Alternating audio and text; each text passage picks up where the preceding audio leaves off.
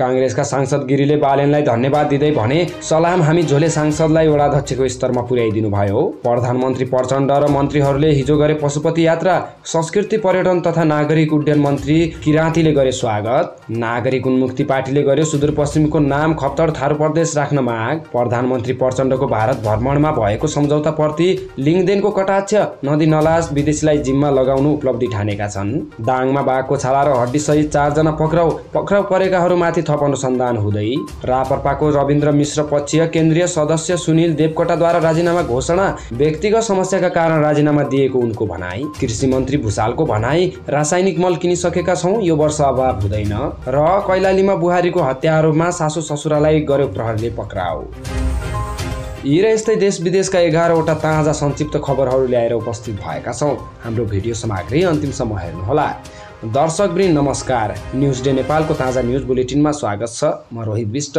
दर्शकवृन्द सदाझै आज पनि देश विदेशमा घटेका ताजा सही र सत्य खबरहरू ल्याएर उपस्थित भएका छौं। अन्तिमसम्म सुनेर र हेरेर साथ दिनुहोला। तपाईले हाम्रो न्युज बुलेटिन कहाँ बसेर हेर्दै हुनुहुन्छ, कृपया आफ्नो गाउँ ठाउँको नाम तल कमेन्ट बक्समा लेखिदिनुहोला। प्रस्तुत गरेको सामग्री मन परेको छ भने एक लाइक अवश्य गरिदिनुहोला र पल पलका ताजा समाचार सुन्न र हेर्नका लागि हाम्रो यस युट्युब च्यानललाई सब्स्क्राइब गर्न भने नबिर्सनुहोला। अब आजका ताजा खबरहरू सुरु गरौँ। कांग्रेस सांसद गिरीले बालेनलाई धन्यवाद दिएको प्रसङ्गबाट।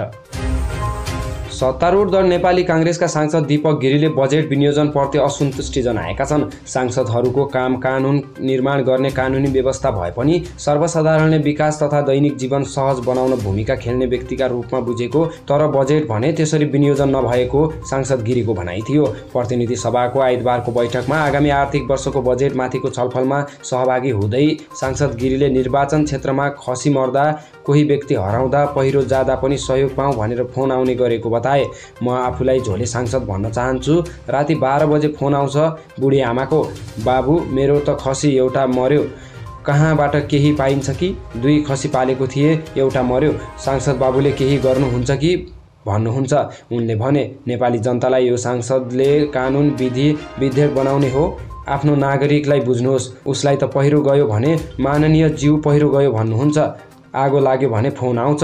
प्रत्येक निर्वाचन क्षेत्रमा 5 करोड बजेट विनियोजन गर्ने संसदीय क्षेत्र पूर्वाधार विकास कार्यक्रम ल्याएपछि काठमाडौँ महानगरपालिकाका मेयर बालेन्द्र शाहले सांसदहरू बल्ल वडा अध्यक्ष सरह पुगेको भन्दै आलोचनात्मक टिप्पणी गरेका थिए। सांसद गिरीले भने, मेयर शाहलाई सलाम गरेको भन्दै जवाब दिएका छन्, म त सलाम गर्छु बालेनजीलाई, उहाँले कमसेकम हामीलाई झोले वडाध्यक्षको स्तरमा पुर्याइदिनु भयो।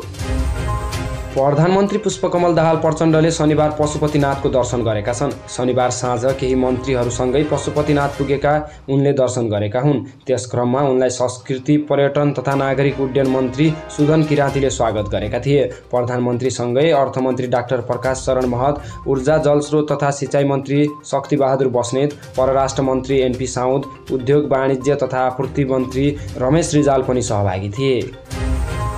नागरिक उन्मुक्ति पार्टीले सुदूरपश्चिम प्रदेशको नाम फेर्न माग गरेको छ। आइतबार प्रदेश सभाको बैठकमा आगामी आर्थिक वर्षको नीति तथा कार्यक्रमको छलफलमा भाग लिँदै पार्टीका प्रदेश सभा सदस्य लक्ष्मण किशोर चौधरीले प्रदेशको नाम संशोधन गर्नुपर्ने माग गरेका हुन्।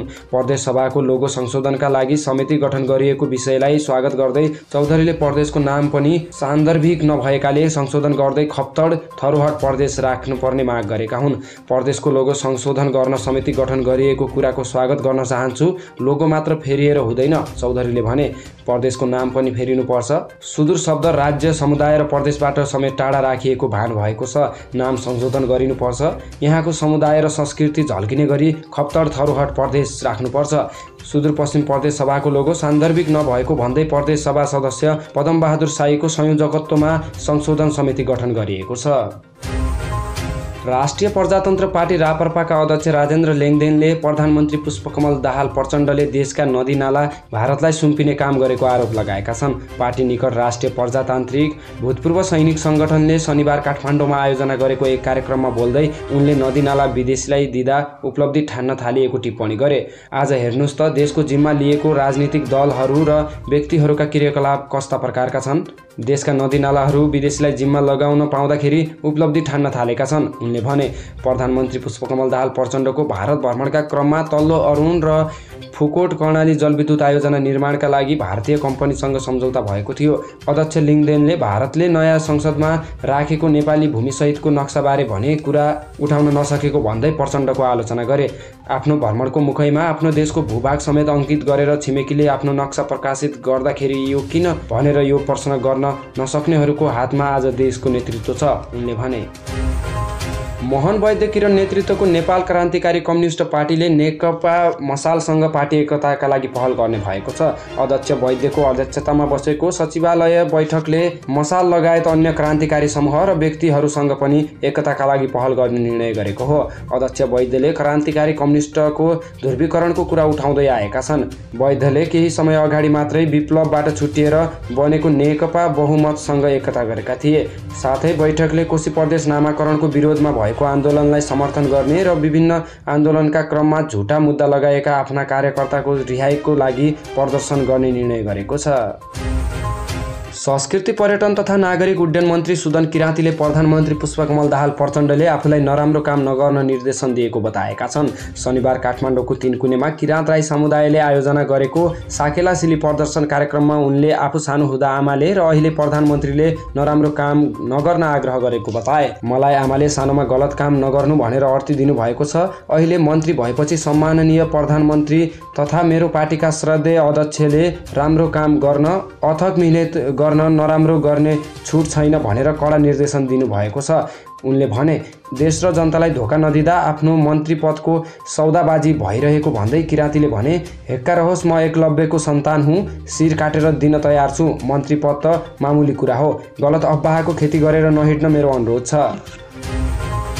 दाङमा बाघको छाला र हड्डी सहित 4 जना पक्राउ परेका छन्। पक्राउ पर्नेमा राजपुर गाउँपालिका 7 का 31 वर्षीय वीरबहादुर पुन, सोही ठाउँका 40 वर्षीय आशाराम विक, 25 वर्षीय देवबहादुर विक र रोल्पामाडी गाउँपालिका 3 का 28 वर्षीय अमलाल घरती मगर रहेका छन्। पूर्व पश्चिम राजमार्ग अन्तर्गत लमही नगरपालिका 9 को अमलियामा बा 20 प 9072 नम्बरको मोटरसाइकल खानतलासी गर्ने क्रममा शुक्रबार बिहान 11 बजे पक्राउ गरिएको जिल्ला प्रहरी कार्यालय दाङका डिएसपी राजन कुमार गौतमले जानकारी दिए।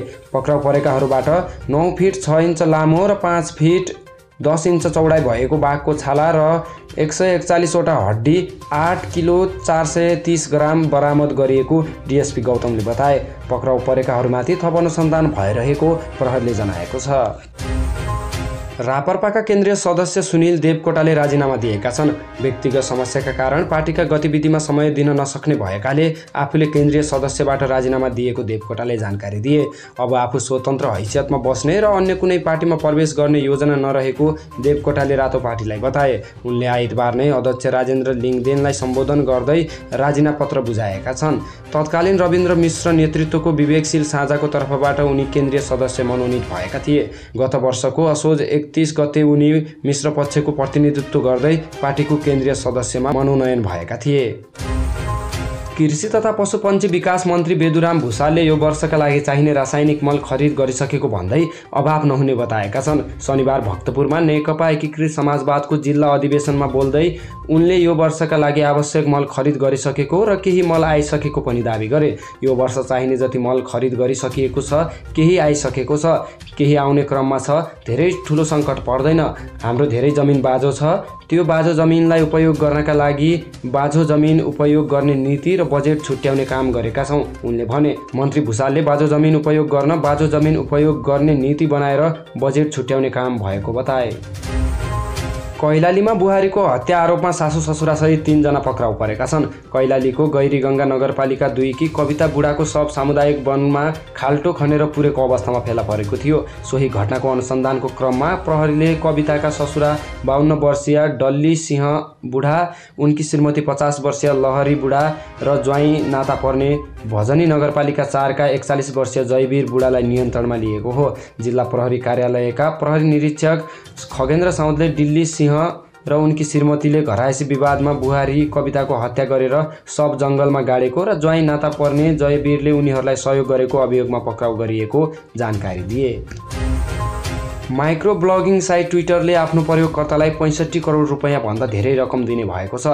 ट्विटर कम्पनीका मालिक एलन मस्कले शुक्रबार एक ट्विट गर्दै ट्विटरका भेरिफाइड कन्टेन्ट क्रिएटर्सलाई उनीहरूको रिप्लाई आउने विज्ञापनका लागि निश्चित रकम प्रदान गर्ने घोषणा गरेका हुन्। तीमध्ये पहिलो चरणमा करिब $50 लाख अर्थात् करिब 65 करोड रुपैयाँ वितरण गरिनेछ। मस्कले आफ्नो ट्विटमा भनेका छन्, आगामी केही हप्ताभित्रैमा सर्जकहरूलाई उनीहरूको ट्विटर प्लेटफर्मको रिप्लाईमा देखिने विज्ञापन बापतको रकम चुक्ता गरिनेछ। पहिलो किस्ताको भुक्तानी कुल $50 लाख हुनेछ तथा भेरिफाइड प्रयोगकर्ताका अकाउन्टमा हुने विज्ञापनका लागि पैसा दिने बताएका छन्। ट्विटरमा नवनियुक्त CIO लिन्डा याकारिनोले पदभार ग्रहण गर्न लागेको समयमा मस्कले यस्तो घोषणा गरेका हुन्। गत अक्टोबरमा $44 अर्ब ट्विट कम्पनी खरिद गरेसँगै ट्विटरका विज्ञापनदाताहरूलाई टिकाउनै मुस्किल परेको छ। ट्विटरले हजारौं कर्मचारी कटौती गरेसँगै आफ्ना विज्ञापन कुन स्थानमा प्रकाशित गरिने हुन् भन्नेमा विज्ञापनदाताहरू चिन्तित देखिएका छन्। हस् त, यति खबरसहित हामी न्युज डे नेपालको ताजा न्युज बुलेटिनको अन्त्यमा आइपुगेका छौँ। प्रस्तुत गरेका सामग्रीप्रति तपाईँका केही धारणा छन् भने कमेन्ट गर्नुहोला। साथै हाम्रो बिहानी न्युज बुलेटिन प्रत्येक दिन बिहान 6 बजे यसै युट्युब च्यानल मार्फत हेर्न र सुन्न सक्नुहुन्छ। त्यसैले सब्स्क्राइब गर्न भने नबिर्सनुहोला। जाँदा जाँदै हाम्रो भिडियो मन परेको छ भने एक लाइक र कमेन्ट गरिदिनुहोला। तपाईँको आउने समय सुखद रहोस्। धन्यवाद।